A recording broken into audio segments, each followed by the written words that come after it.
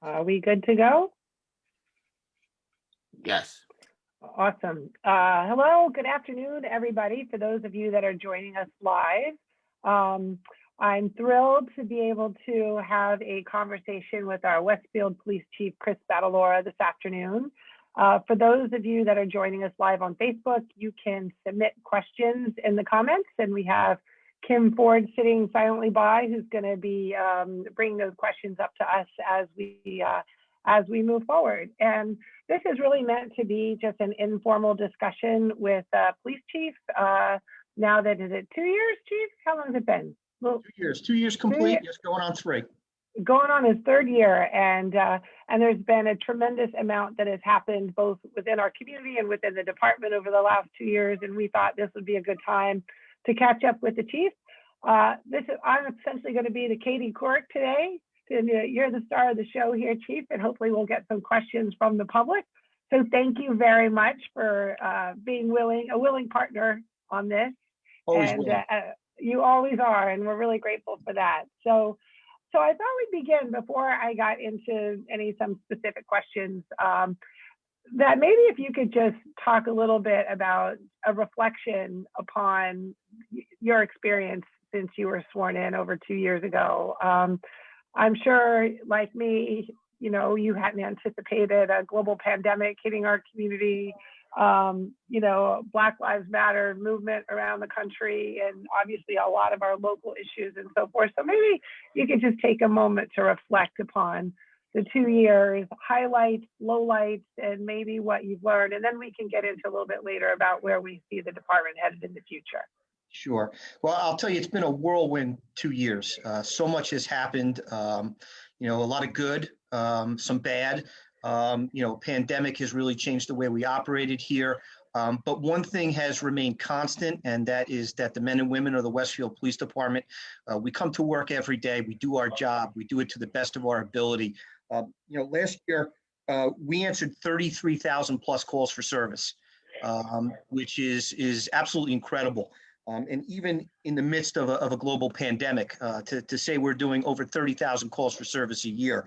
In 2019, we answered 39,000, and actually computing some averages for today, over the last 5 years, we've answered an average of 43,000 calls for service a year. And if you divide that by 365, that's in excess of 118 calls for service a day. So we are busy. We are very busy, and nothing has changed there with regards to our workload. We're still seeing a tremendous amount of calls for service. People need us. They're not hesitant to call us. And the volume of calls is certainly indicative of a need for a police department. And we are,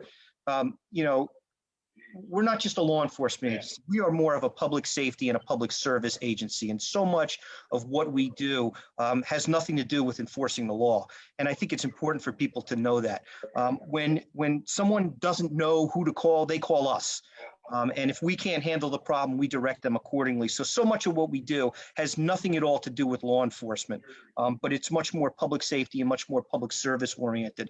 And that's precisely where this department needs to be going. We were able to create a juvenile and community policing bureau within the past year. We put one of our most experienced sergeants in charge of it, and she's doing an absolutely wonderful job, Sergeant Maloney. Really in reaching out and building relationships with the community. She's the perfect person for it. Her, Detective Savnik, our 3 SROs, they're doing great things. Unfortunately, the pandemic has put so much of a damper on things that we want to do, our ability to get out in the public and to meet and interact with them. But, some highs, and lows at the same time. Tamaqua School, the incident that, we had there. Can't say enough about the officers and their actions there. I have no doubt that their professionalism averted tragedy there. You can never convince me otherwise that something bad was not about to happen there. And those officers, nipped it in the bud.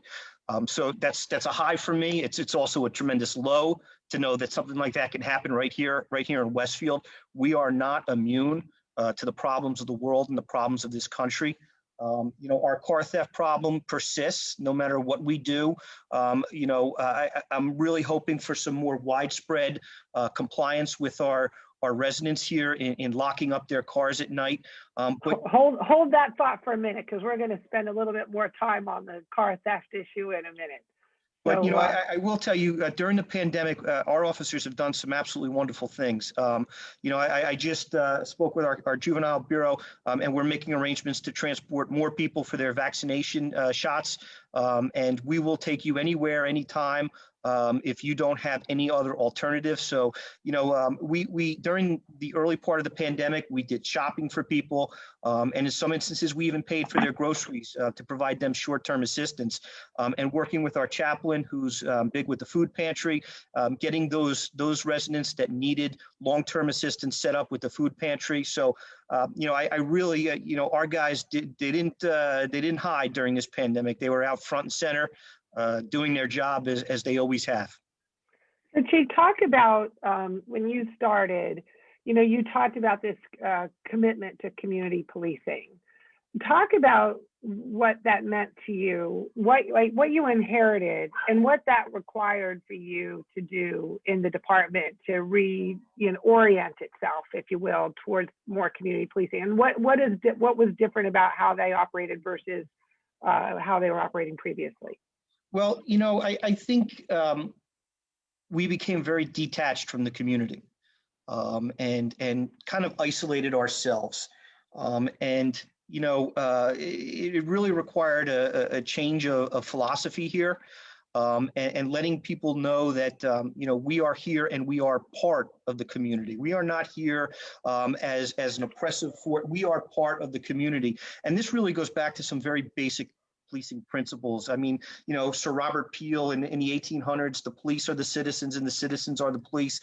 You're really going back to some very basic policing principles that we've gotten away from over the years. And a lot of that has to do with communication. We did not communicate enough with the public about what was going on in their neighborhoods, in their town. I can remember being acting chief and standing in Councilwoman Habgood's living room with an angry neighborhood, demanding to know what we were doing to combat car theft. Clearly, I had inherited a department that was very detached from the community, that did not communicate enough. And we've really changed the way we've done things here. I think I've issued more press releases in the last 2 years than the last 5 police chiefs combined. And we are trying to get as much information out to the public as to what's going on in this town. And there were some legitimate concerns, people not knowing what's going on in their very own backyards.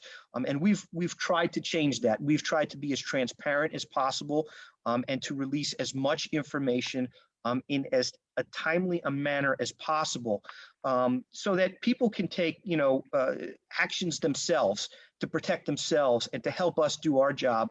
I heard, the 7-Eleven at South and Central, or at Central and Grove was robbed at 5 o'clock in the morning. And here now we're doing so much to try and get that information out as soon as possible. With the help of Kim Ford, we've created a network for communications, the Westfield Community Connection. Every time we have a car theft, we make sure we transmit nixle messages to let residents know what's going on. And hopefully with this information, they're doing something, and taking some very basic steps to protect themselves. But really, community policing is every police officer's job. It's not the duties and responsibilities of one specific person or bureau in the police department. Although we created a community policing bureau here, they really spearhead our efforts.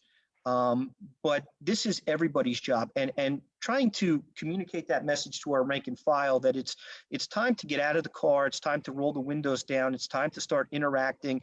We restored foot patrols in the Central Business District every single night during The summer season, we have an officer on foot patrol. We kind of scale that back during the winter time when there's not much activity, and it's on Thursday, Friday, and Saturday nights. But now that outdoor dining is resuming, we will have officers on foot patrol every night for significant events like our street festivals. For our Tuesday night jazz nights, we will have officers out on bicycles, and really just building a relationship with the community. We cannot do this job without the help of the residents. And with them being our eyes and ears out there, we need them to communicate with us. And they're not going to do that unless they believe in us, unless they have trust in us, unless they have confidence in us. So much is about, us proving to our residents here that we are worthy of their trust and confidence. And I think that note you said about communication is key. I know that in some places there's this philosophy is, well, let's don't tell too many people about the crime because it might reflect poorly on the community. But to your point, if you see the community as partners and help stopping it, you have to let people know so that they can be your partner in helping prevent it. There's other things that you mentioned, because really what you're talking about is somewhat a bit of a culture change within the department, right? And redefining how they see their role as officers.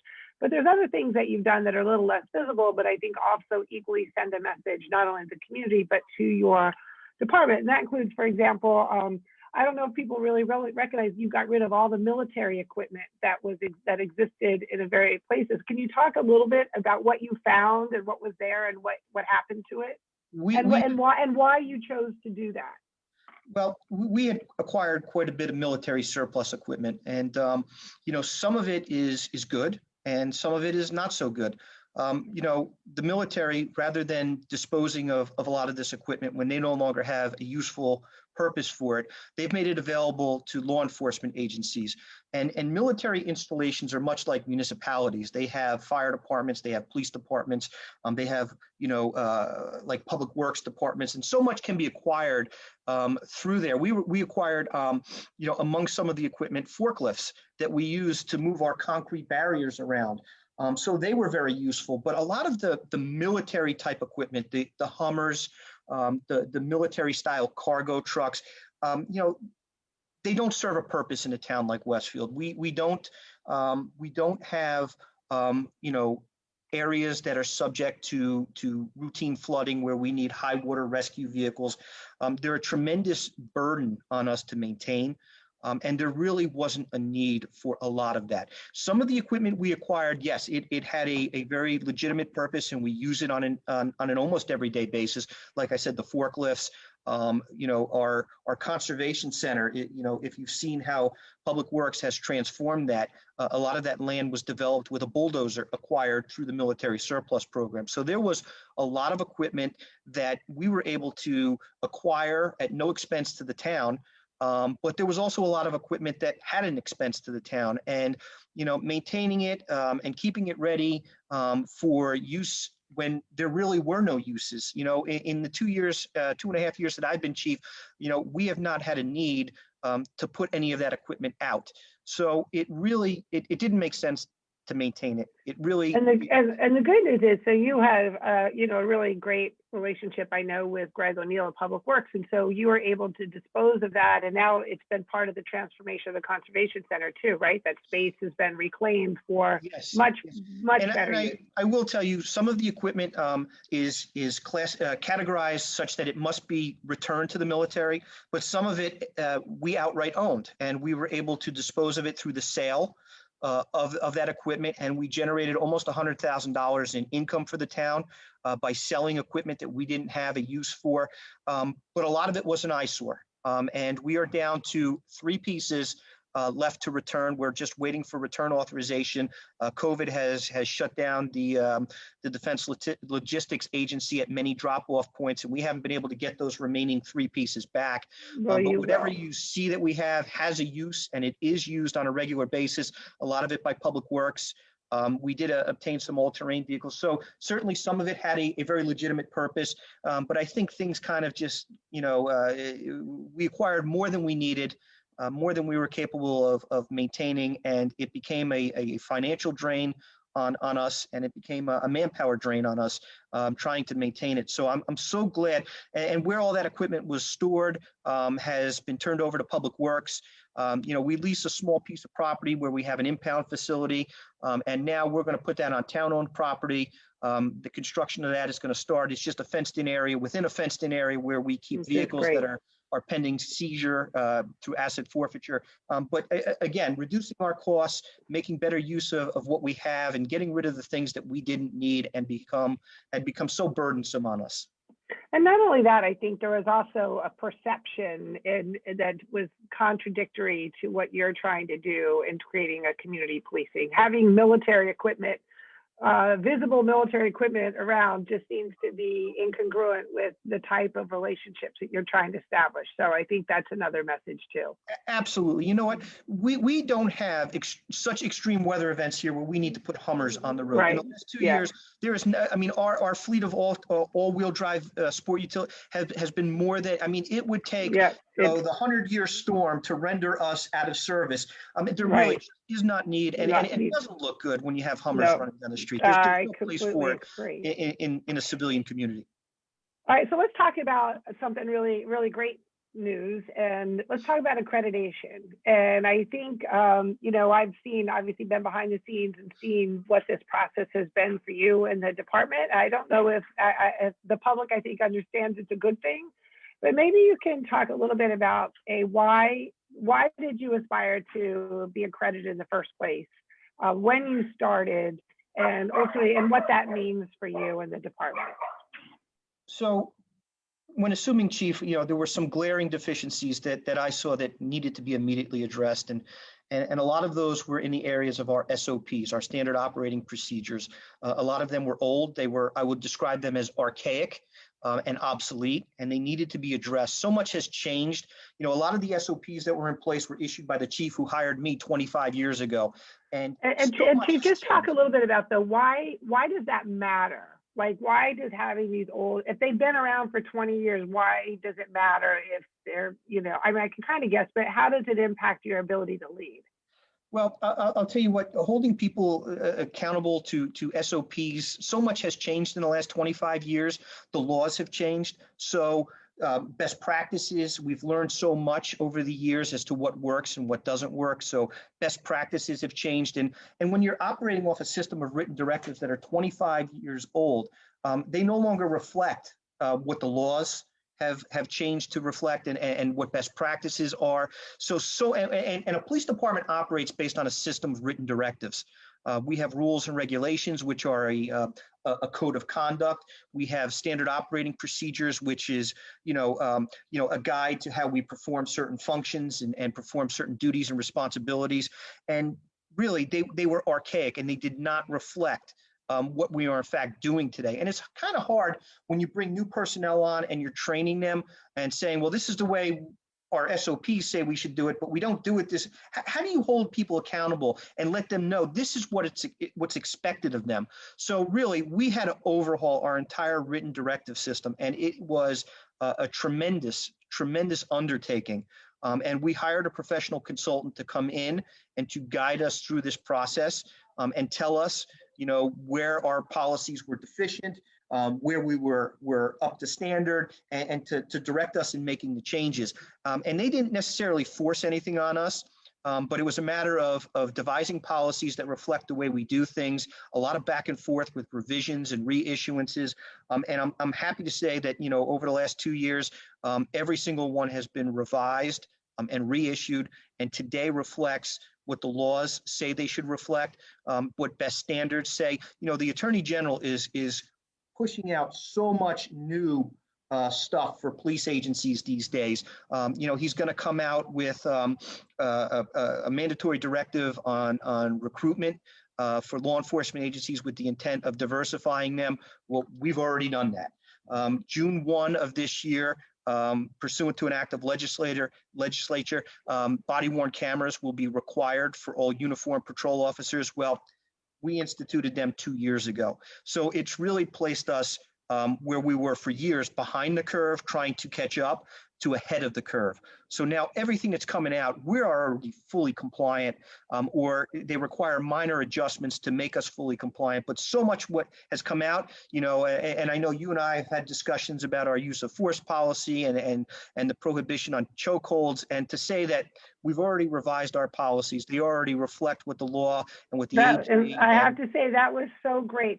And just two things that you said that I think it's really important to articulate. And maybe we haven't done a good job of saying that, but the best practice SOPs helps you instill a culture of accountability in the department that didn't exist previously.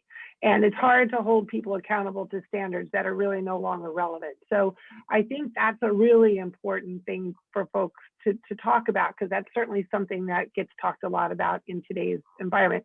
And the other thing, you're right to what you just said, after the George Floyd incident, I certainly called you. I said, okay, what is our use of force policy? And you're like, yep, nope, we've done that. We resolved that 3 months ago. And it's something I know that the accreditation team mentioned, that it is rare that you see a police department come and ask to go through this process and be accredited. But they said, in light of this new environment with more demands of accountability, more and more people are now doing it. But you wanted to do that right from the get-go, and I think that speaks volumes. Yeah, seeking accreditation was perhaps my number one, thing that I wanted to do when I made chief, and really, Westfield deserves a professional law enforcement agency, a professional public service and safety agency, and to me, accreditation signifies professionalism. And being able to say that we are an accredited law enforcement agency is an incredible, an incredible feather in our cap here. So and I hear the challenges, and they mentioned this, and I've talked to other mayors who said the same thing. The challenge is maintaining it. So what's your plan for being able to do that? Well, Captain Padovano served as our accreditation manager, and he led us through the process. But this was really a team effort. So many people were involved. I was very hands-on in the process. We had a number of officers, or detectives, or IT staff that were involved in the process. We've decided that we're going to take what we did a step further. And we're going to build off what we just accomplished, because we've accomplished so much here, and we have such a good foundation and such a good understanding of what the accreditation process is about. We are actually, May 1st, we're going to commence the accreditation process for our public safety answering point. And basically, public safety answering point is a fancy name for our 911 police, fire, EMS communication center. And now we're going to start focusing on very specific aspects of our police department and seek to improve those. But maintaining accreditation is an ongoing process. And, the people that we are going to prepare to lead us through accreditation, reaccreditation in 3 years, are going to be the ones that are going to lead us through this process of seeking accreditation for our 911 center. And accreditation really starts with a complete self-assessment. And I'm looking very forward to having our professional consultant come in, sitting down with them and doing a complete assessment of our 911 center. I think it's probably one of the biggest areas of liability for us. I think we're doing a fantastic job in the communication center. Our dispatchers are absolutely fantastic. They are some of the hardest working employees of the police department. They have one of the most difficult jobs in the police department. And I'm very curious to see where we stand as far as best practices in the communication center. So we're going to use the process of achieving accreditation center. And I would add that there's only one law enforcement agency in the state of New Jersey that presently has an accredited law enforcement public safety answering point. That's Sea Caucus. There are about 6 others that are in the process. And we're going to start that process. And we're going to use this kind of as a means to train our personnel that will take over the accreditation process going forward. As a learning experience for them as to what is involved in providing. It's one thing to say you're going to do these things. It's another thing to prove it. And a lot of the accreditation process is providing constant proofs that you're meeting your accreditation standards. So by seeking accreditation for our 911 center, we're going to prepare the next leaders of this department that are going to take us through the reaccreditation process in 3 years. But this will be an ongoing process, maintaining it. But achieving it was the first milestone. Maintaining it's going to be the next one. Absolutely. So you've achieved accreditation. Now you're going for the 911. So those were you tackled the big things. So now what are where do you see the next opportunities for growth and progress? And if you could look at the department in 3 to 5 years, what still needs to happen to get it to a place where you think, it's where you want it to be? Well, I'll tell you, so much of the accreditation process is adopting plans for the future, with recruitment. I know we need to diversify. We're too much of a white male dominated police force.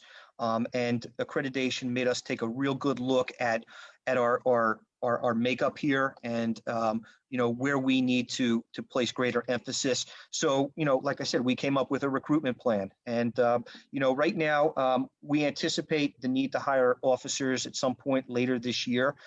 And we're going to make a very conscious effort to get out into the community, to reach out to various ethnic organizations, and to find qualified candidates and to recruit them to be police officers here in Westfield. So a lot of it is, we've put these SOPs in place, but now it's carrying them out.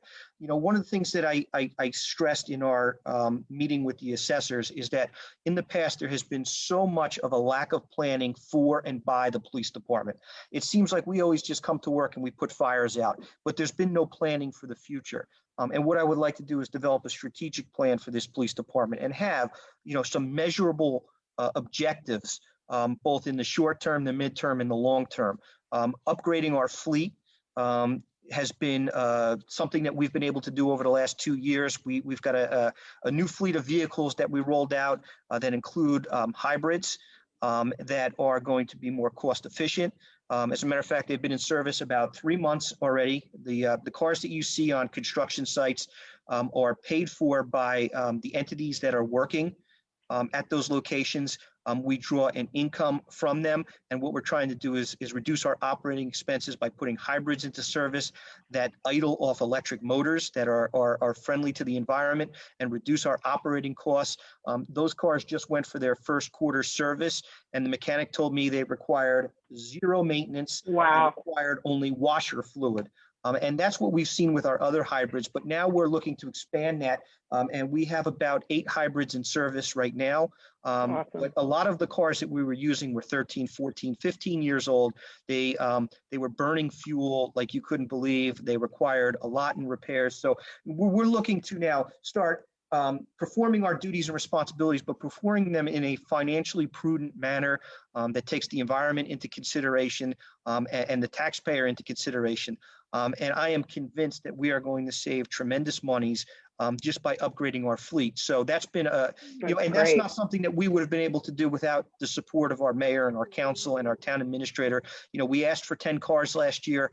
We looked at purchasing alternatives. We leased them as opposed to buying them outright.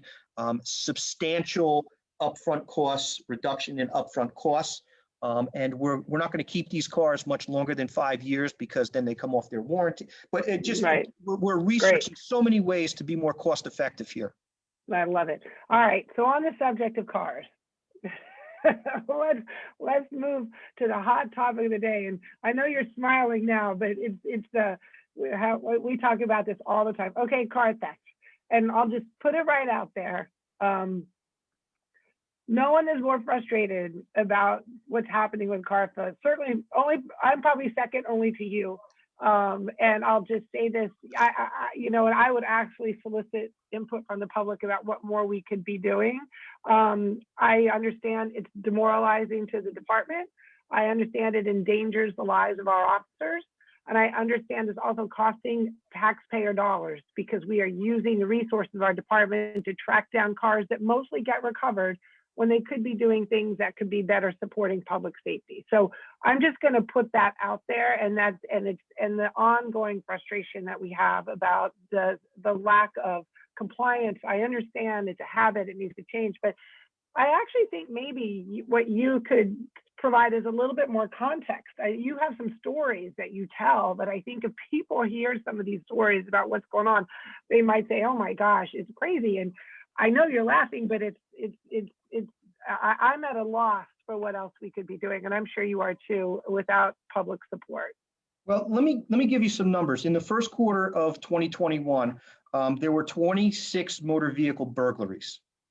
And And I'm sorry, and just so let's clarify, burglaries are people whose so, cars don't get stolen, but people are stealing things from them. right. So a burglary is the unlawful or unlicensed entry of a structure or a vehicle with the intent to commit an offense therein. So if somebody enters an unlocked car with the intent to commit a theft, i.e. to steal someone's personal property, they've committed a Yeah, burglary. got it, And right. in almost every, well, I will say in every instance, these vehicles were left unlocked. There were no signs whatsoever of forced entry into those vehicles.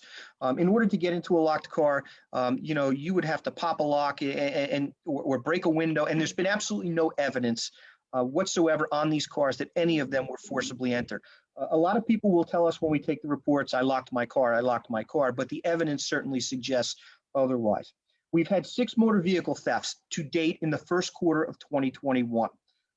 And in all 6 instances, those cars were left unlocked with a key or key fob in them at the time of their theft. All 6 have been recovered. Most of them were stolen out of the Ward 1 of town, which is the northwest quadrant of town. Streets like Barchester. Side Avenue, a lot of them come out of the Indian Forest section of town. Dudley, you talk about stories over the last 2 or 3 years or so. We've had residents who have had the same car stolen on more than one occasion. It's been recovered and returned to them, and it's been stolen again. When you go Unlocked both times with key fobs in them. Same circumstances. We had one resident who had more than one car stolen on the same night. We had a particular instance where a car was stolen. It went to Newark. It was involved in a robbery. On the way back to Westfield, it crashed. The person who stole that car fled the scene of the crash in Mountainside, went back to the house where he stole the car and stole another one from the same location. As I publicized recently in a press release, we had one car that was stolen. It was recovered in Newark. We have a detective who is assigned full-time to the New Jersey State Police. He works with their Motor Vehicle Crimes North unit. His job is to recover our stolen cars. His whole job Yes. is to do that. Yes. And our taxpayers are paying for that. Yes. Yes. Mhm. So he was assigned to the state police, and he works out of Newark for the sole and explicit purpose of investigating Westfield automobile thefts and recovering those cars. We had a car stolen recently. It was a BMW X5. It was stolen. It was left unlocked. The key fob was in it. Our detectives immediately reach out to him, and he commences the process of tracking these vehicles. Searching for suspects and trying to locate them and make arrests with regards to them. So much has changed. While we don't necessarily catch people in the act and we can't charge them with the actual theft itself, we can arrest people who are in possession of these stolen cars and charge them with receiving stolen property. He's been able to recover just about all of our vehicles, but the BMW X5, these detectives from the state police, including our detective, they closed in on this vehicle in a driveway in Irvington. When they went to arrest the occupants, a very intense foot chase ensued. They recovered a handgun in the car, another one that was discarded during the foot chase. Unbeknownst to the state police detectives and our detectives, this car and the occupants of that vehicle had just been involved in a homicide in Newark. And had just fled the scene and were returning to their base of operations, whatever you want to call it. So these officers are putting themselves at tremendous risk, and that was completely unknown to them. Detective Worsbicky, who's been assigned to the state police, has been banged up on more than one occasion. Has sustained injuries in these arrests and foot chases,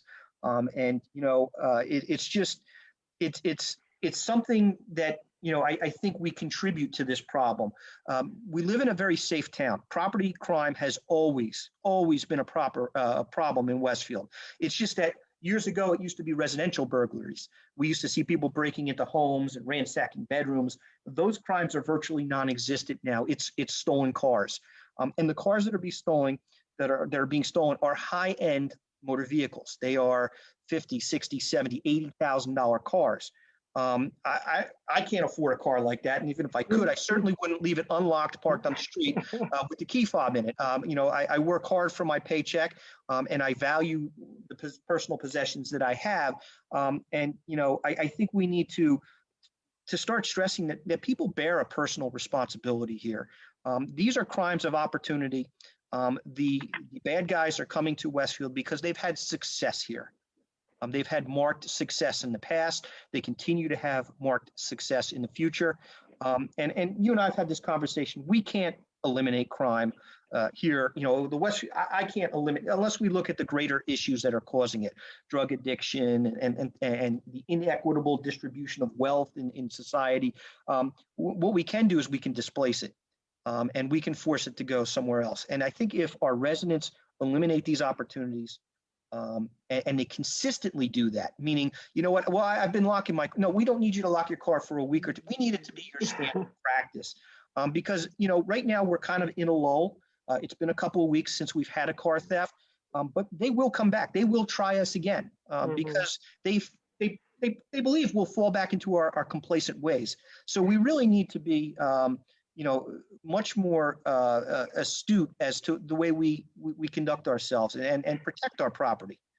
So, and Chief, the fact that actually there's a state task force assigned to it speaks to the notion that it's everywhere. And I think I had forwarded you an article from the New York Times a couple months ago where they talk about the biggest challenge the car manufacturers have had in creating these keyless cars is that these key fobs. They said it's in suburban communities all over the country, and so right now it seems like the only solution to stop it is personal responsibility of the car owner.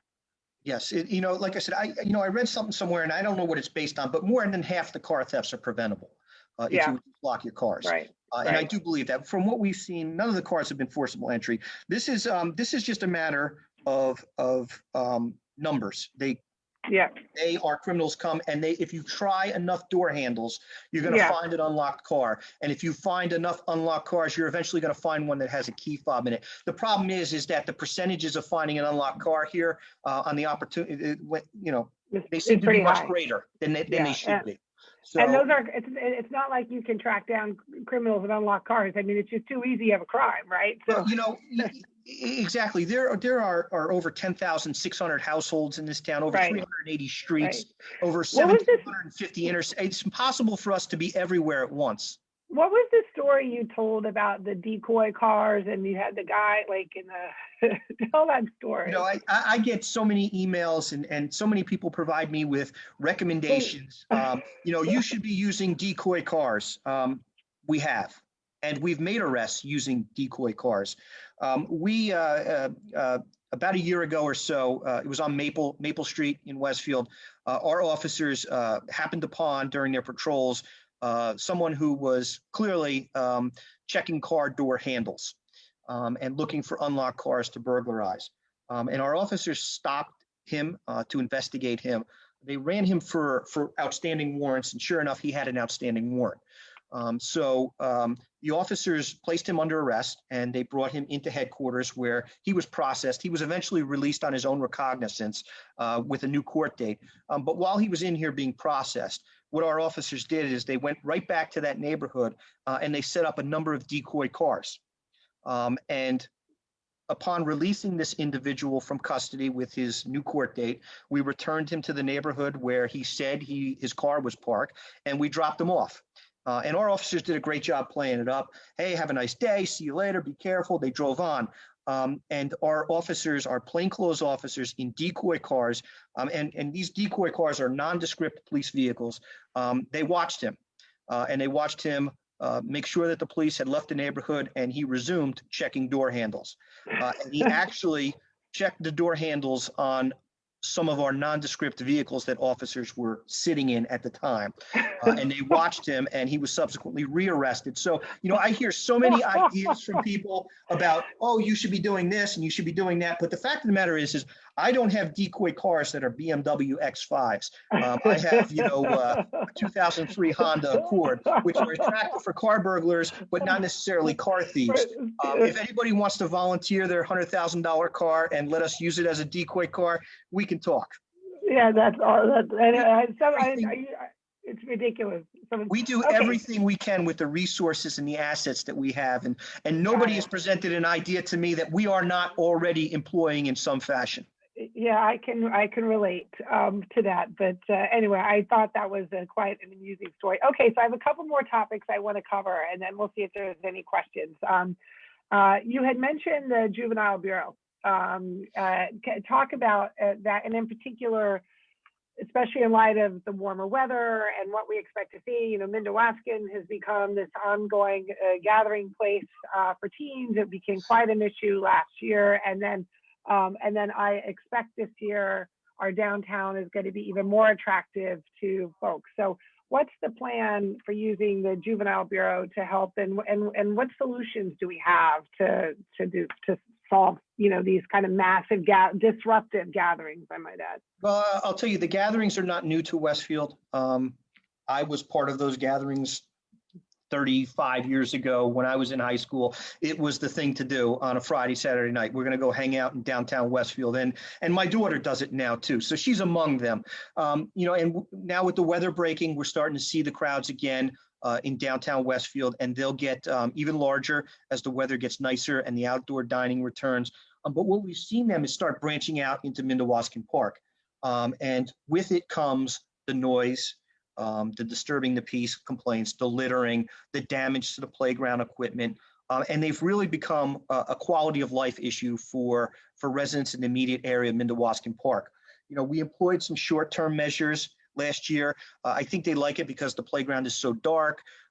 We lit it up with spotlights, and it's the last thing I want to do in that neighborhood because you're so close to houses and the noise of the generators and the lights, there is spillover. But from a short-term perspective, we needed to do something. Our Juvenile Bureau has attacked this problem. As a matter of fact, Sergeant Maloney even changed her work hours and was present on Thursday, Friday, and Saturday nights through hours of darkness and spent a lot of time out there. We've had plainclothes officers in the park observing what's going on. I don't know what the attraction is with Mindawaskan Park, but our juveniles love it. And it is a beautiful park. Well, I can tell you, according to my 15-year-old son, I asked him what kind of things we could. He says, no, they actually, if we actually created something for teens to go to, that would make it exactly why they wouldn't want to go there. It's the fact that it's dark and not allowed is a big part of the attraction. So just as an aside, we are looking to put a fence around the playground. It's not going to be the kind that, you can't scale. It's meant for protecting and securing the small kids that are there in the playground. But I also think there'll be a clear, anything in that fence is a pure violation. And so maybe it might enable you guys for enforcement a little bit easier on there too. Well, I'll tell you, the last thing I want to do is hound juveniles and take them into custody for being in the park after hours and issue them summonses or charge them with things like defiant trespass or criminal trespass and bring them into. That's the last thing we want to do. We've always sought to divert juveniles from the criminal justice system. We will continue with the warnings. We will continue with running them out. Issuing what we call curbside warnings, which is, hey, you need to know the park is closed. But, if things get to the point where we start seeing criminal activity in the park, last year we arrested a person. It was an 18 or 19-year-old male from an adjacent town who produced a charged stun gun and threatened juveniles. We had a robbery there with. It was reported to be an armed robbery. We think it was likely an airsoft gun or a simulated firearm. But if we start seeing those problems, then we will come down with a heavy hand. And that's just a matter of public safety. But nobody wants to come down with a heavy hand on juveniles who are just looking for a place to enjoy themselves. And believe me, but it's a quality of life issue in the neighborhood. We will continue along the route we have. I have no intention of returning light towers to Mindawaskan or any other park. But if these problems persist and we see the criminal component come with it, then we're really obligated to come down with a heavy hand and implement those measures. It's important, that our juveniles know that that park, like all other parks, closes at dark. Yeah. And Mindawaskan is kind of a unique park because there's a street that runs through the middle of it, and it's Right. kind of a pass-through park. But when we see teens congregating, gathering, spending time there, they are clearly in violation of municipal ordinance. And they are, in fact, trespassing, and that's a criminal offense. That's right. But nobody wants to bring them into the criminal justice. That's not our goal here. Our goal is That's just right. compliance, is just to obtain compliance and recognize that this is not the place. Find somewhere else. Yeah. Where that other place is, I don't have an answer necessarily for you. We've seen them, and we're still seeing them access certain rooftops downtown. We still get routine calls for service. They seem to love certain rooftops on Quimby Street. And our foot patrol officer is checking them, but again, not an appropriate place for them. They are trespassing, and nobody wants to bring them into the criminal justice system. All we're looking for is some compliance here. I completely agree. So while we're talking about enforcement in downtown, so let's talk about parking. A couple things for downtown is, again, as we are looking at Quimby, I think it's going to be back to its last year's mode in the next week or so. And so we're going back to the 15-minute parking curbside. And for those of you that know, I mean, one thing we started about, I certainly after I took office, was we intentionally mitigated parking enforcement downtown, and it cost us $100,000 or so in court fees. I felt like that was our investment in some economic development downtown, because we had gotten to be the reputation of overzealous parking enforcement. But now comes back with 15-minute curbside, which is really important to the sustainability of our restaurants. And so how are we planning? And also, I think things are coming back. We're seeing more people in town. So we're going to have to go back to probably not aggressive parking enforcement, but like, reasonable parking enforcement, with the point of ensuring people can pick up and we get an appropriate turnover. And the other issue that has come up is about biking on sidewalks, and many restaurants have reported feeling that they're endangering their wait staff and others who are serving on sidewalks, with kids in particular taking their biking on sidewalks. So you mentioned foot patrol. So what's the mechanism for these enforcements on both biking and parking, or what do you anticipate happening this summer? What kind of presence are you going to have in town? Well, we will certainly have a presence. We will continue our foot patrols. You're on. I can't hear you. With regards, are you there? Oh, no, I got you. That was me. So with regards to the parking enforcement, I will say our parking enforcement officers are I've seen the numbers. I know that they're out there and enforcing these 15-minute pickup and drop off spots. And I realize that those spots are so essential to the takeout business of so many restaurants downtown. And it's important that we keep turning these spots over every 15 minutes. As I pointed out to you, we've got certainly some repeat violators. We have one person who's been issued 19 summonses recently for parking in the 15-minute spot in violation of the ordinance. Another one that's been cited 11 times. And, we've paid these people a visit.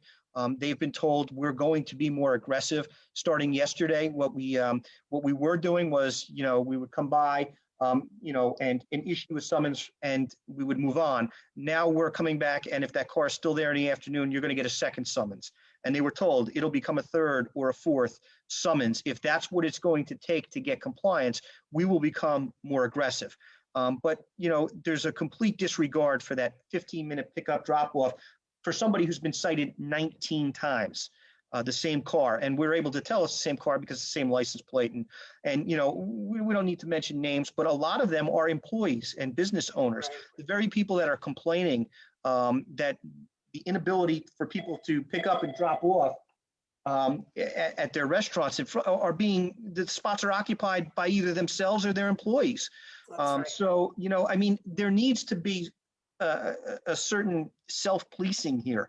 Yeah. I can't have somebody spend their entire time enforcing 8 parking spots on Quimby Street because the technology we use back in the day, we used to mark them with chalk and come Yeah. back. Now it's much more sophisticated. We photograph the vehicle with an iPad and we put GPS coordinates on it. And by the time we go around the block, it's very labor intensive enforcing where you have a 2-hour or 15-minute restriction. So it's usually about an hour before we get back to the car. And again, it's labor intensive. Our parking enforcement officers are I don't want to say they're overworked, but they have a lot of responsibility, a lot of ground to cover. Yeah. And not only do they just do parking enforcement, but meter maintenance. They empty the That's meters. right. They do bank deposits. They're constantly responding to complaints. So it's impossible for me to say I can have one person dedicated to Quimby Street at all times. Because it's just not, I don't have the manpower. So at some point, we need our business owners and their employees to step up and say, there are alternatives. And we've communicated to them. You can park at the Southside train station lot for free. And I think, and that's, Have to walk. yeah, and I think that's important. And it's something I want to remind the public too, especially this summer. I anticipate that with things, opening up and as vaccinations improve, and we anticipate like Sweet Sounds coming back, I think we're going to have a very, very active, vibrant downtown this summer. And I would just ask everybody, remind everybody about the free parking in the South Avenue parking lot. It would be ideal. It would be worth the walk, I think, because it'll be a bit of a destination for sure. So if we could all just do our part in the best interest of supporting our businesses as well. So I just want to check with Kim. I'm mindful of the time. Kim, have there been any questions that have come in on Facebook or anything that we should be addressing? Yes, Mayor, we've got a few that came in on Facebook and there's a couple on that we received in advance. I'm going to start with the ones we received in advance via email, if that's okay. Yep. Okay, so we've got a question from Mitchell Pincus, and Mitchell would like to know, Chief, when will you start to enforce 25 miles per hour speed limit on Mountain Avenue? And what are you going to do about all these cars with loud exhaust systems that are worse than leaf blowers?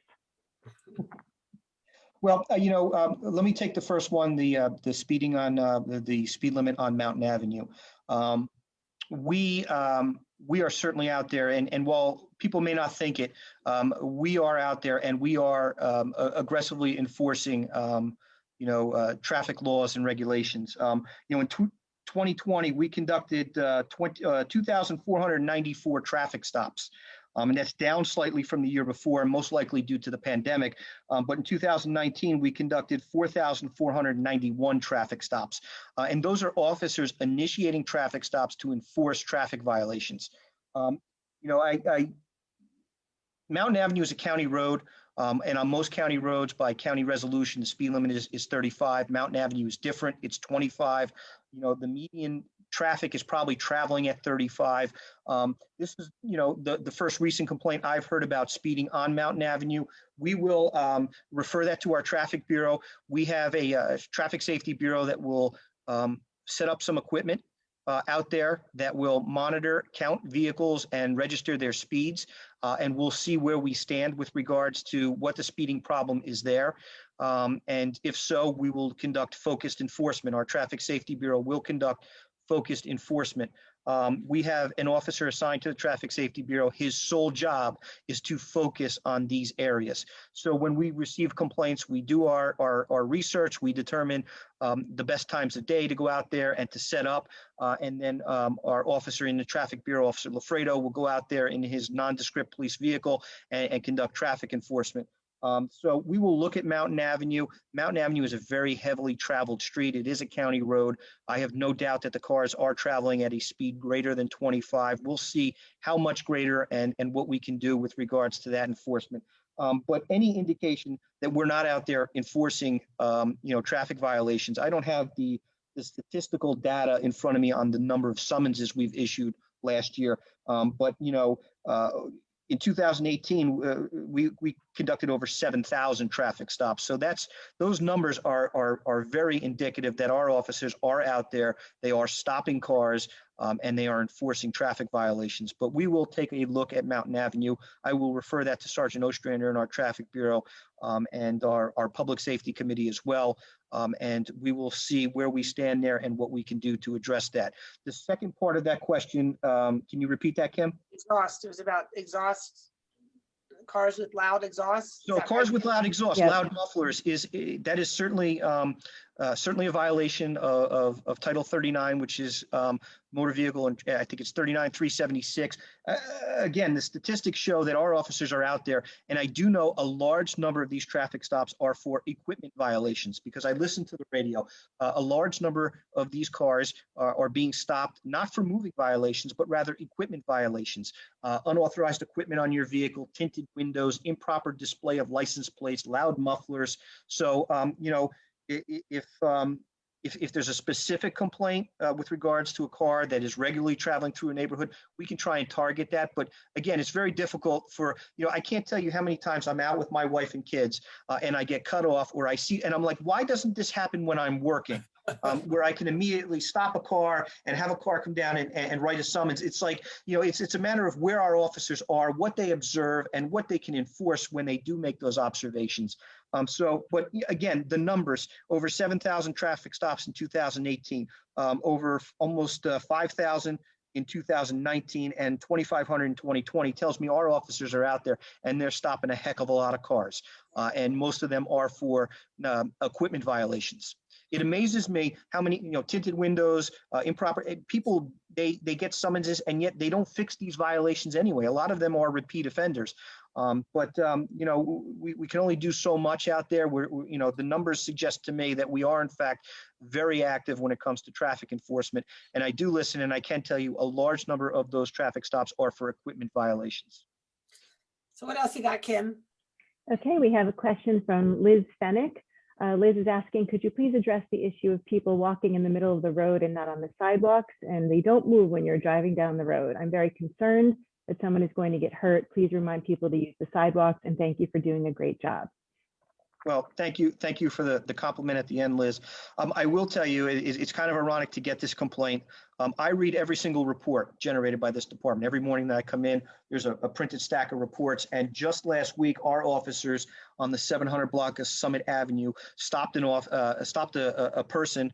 I think he was in his 50s or 60s, walking in the middle of the roadway, obstructing the flow of traffic. He subsequently had a warrant and they placed him under arrest. But the reason was that he was walking in the street and obstructing the flow of traffic. And he was, from reading the report, was upset with the fact that he tried crossing in the middle of the block and nobody would give him the right of way. Well, he should have been crossing at a crosswalk at a corner. But yeah, these are things that are occurring when they occur in the presence of our officers, as I can see by the report last week. They're taking appropriate action. But, you know, again, I wish there was an officer there to observe that. But these are certainly the types of things our officers are out there addressing. And it's been evidenced just by the report I read last week. He was upset that he wasn't being given the right of way to cross in the middle of the block. And people, you're right, though, people have to take personal responsibility for it too. My pet peeve is that the cars that don't stop. I took my dogs for a walk this morning. I think I stood at the crosswalk in front of Town Hall. I don't know. I watched 8 cars flying by there when there was obvious me and someone else were trying to cross. It makes me insane. So well, I will tell you, we have officers trained. Lieutenant McGurlin usually leads a team of officers, and he wants to in doing pedestrian decoy enforcement measures in our downtown area, where we will put officers out in plain clothes and have officers set up at either end of the block to stop cars that are failing to yield to pedestrians. And with the weather getting better, you know, with more pedestrians being downtown, you will see that activity. And I would strongly encourage that, because. And I will tell you, all of our pedestrian decoy enforcement details have been very successful in stopping and citing violators. Great, fantastic. What else you got, Kim? Okay, I have a question from Joanne Nayland. Joanne says, thank you for hosting this important forum. There's a trend of crime statistics on the rise, up more than 24% from 2019, total personal and property crimes here in Westfield. How is the town addressing this alarming trend? So I don't have specific numbers on the percentage increases. You know, Westfield is and always has been in my 25 years of law enforcement experience here, very attractive location for property crime. We've seen it change from residential burglaries to now the theft of automobiles and burglaries to automobiles. I can tell you this department is devoting all of its investigative resources towards combating these property crimes. And the vast majority of them are motor vehicle burglaries, thefts from motor vehicles, and motor vehicle thefts outright. If I had more resources, I would throw more resources at the problem. We're very successful in making arrests. If you look at the town's website, every time we make significant arrests with regards to motor vehicle thefts, motor vehicle burglaries, we advertise that, and that's to let people know that this is an ongoing problem, and it's also to promote the work of our detectives and our patrol officers.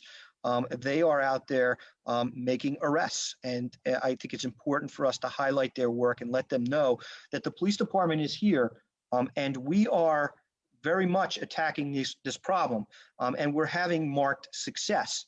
And that is not going to change. The intelligence that our officers develop and they share with other law enforcement agencies, suspects are identified very quickly, and they're charged and arrested very quickly. We've had tremendous success there. But again, how are we going to eliminate the outright problem here? It's a matter of displacing it. And what we need to do is eliminate the opportunities. And that goes back to. And to your point about resources, if we as a community could be more consistent in ensuring our own security through our own personal actions, the resources that you're currently dedicating to car thefts and things could be allocated towards more proactive measures on other things that are important, I would imagine. Yes, but I don't want anyone to think that it's status quo here and that we've changed our patrol deployments. We've refocused areas of town that need greater patrols. We have officers out there in plainclothes driving unmarked and nondescript police vehicles. We've even had officers out there at night on bicycles and on foot patrolling, some of the areas that are commonly targeted. And believe me, I'd like to share all our secrets with you, but I don't want to let the bad guys know all of our secrets. But we are devoting a tremendous amount of resources. We give our patrol lieutenants tremendous latitude here to develop strategies to attack this problem. And it's funny because you focus on the neighborhoods that you think are going to be hit one night, and it's the lower end of Lambert's Mill that gets hit. So, it tells me that there's a lot of opportunity in this town. And I think, again, we need the cooperation of our residents to eliminate that opportunity. We will displace the problem. We can displace it. We can make it somebody else's problem. I've looked at our numbers. And they're very comparable to the city of Summit. So city of Summit is not much different than Westfield as far as the number of car thefts that they've had. This is a suburban New Jersey problem. And I don't see it going away anytime soon unless we all work together. And there's no doubt in my mind that we can displace it. We can force our problem here in Westfield and make it Scotch Plains or mountains and make it somebody else's problem. But it's going to require some steadfast commitment to some basic safety and security principles like locking your cars, removing your valuables, and keeping, reporting suspicious activity. We've been very fortunate. Last week's we arrested 2 juveniles for car burglaries and a third for a possession of a drug, a controlled dangerous substance. They were burglarizing cars. We had about 10 or 12 cars burglarized on the lower end of Lambert's Mill Road, and it was an alert resident of town, I think either on his way to or from Tamonquist Park, who called us and directed us down there, and we were able to that's the kind of activity that the support that we need from our residents is that when they see suspicious persons, suspicious activity, they report it so we can focus our patrols accordingly. But Joanne, I can tell you, we are devoting all of the resources that we have. As I told you, we have a detective assigned full-time to the state police, focusing strictly on recovering our stolen motor vehicles. I can't tell you, and I have got pages and pages of it here, of how many car thefts and burglaries that we've intercepted or prevented. There was one 2 weeks ago on the 300 block of Dudley Avenue. Our officer rolled up on a car, stopped in the middle of the street during the early morning hours. He intercepted an apparent attempted theft in progress. They fled and they took off at a high rate of speed. Any attempt to pursue them would have been futile, but that's what we're facing. When you approach somebody who's suspected and you try to detain them, they flee. They get in a car, they speed away at a high speed. Most of these neighborhoods being affected are adjacent to Route 22 because once they get on the highway, they open it up at speeds where we're not going to endanger life and property to pursue at such high speeds. It's just not worth the risk that's presented. We have to rely heavily on investigative resources to canvassing neighborhoods, identifying suspects. But believe me, we are devoting just about all of our resources in the Detective Bureau and at nighttime during these overnight hours. But I will tell you, we've got enough intelligence to know that I think these neighborhoods and certain vehicles are being scoped out during the daytime hours. I think some of our car burglars are doing advanced work in our neighborhood. So it's important to report suspicious activity at all hours of the day, even during broad daylight. Last week, we had an attempted motor vehicle theft Hey, Chris. during daytime hours. So I'm just but anyway. mindful of the time. We're over time. And I don't think we have time for any more questions, but maybe you can aggregate the questions and we could send out responses. But I want to thank everybody. I want to thank you, Chief. A belated happy birthday to you. Happy anniversary to you. Yeah. Oh, yes. And I also want to say I'm thrilled that we have resolved a PBA contract, and so we are now ready to move forward. And I think that's well-deserved recognition for your officers, for certainly in light of everything that's transpired over the last 2 years, accreditation and everything. So thrilled to be back on track with that, which is great. So, and also thank you for everything you guys are doing to support autism awareness with your patches and your hats and I'm wearing a special blue badge. I saw that. Fantastic. In recognition of Autism Awareness Month. So, which is great. Thank you. So thanks everybody that tuned in, and thank you, Chief. And we'll certainly do more of these as warranted, and hopefully we'll see everybody at downtown this summer. And please park in the South Avenue train lot when you come. All right. Bye-bye. thank you.